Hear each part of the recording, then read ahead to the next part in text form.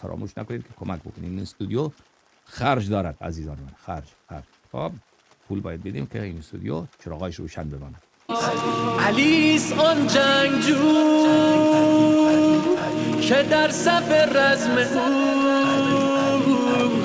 بر لب روح القدس زمزمه لافتا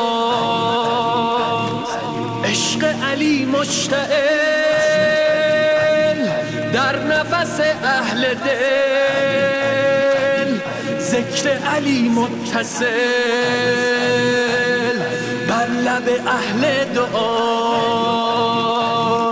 چیست وصی نبی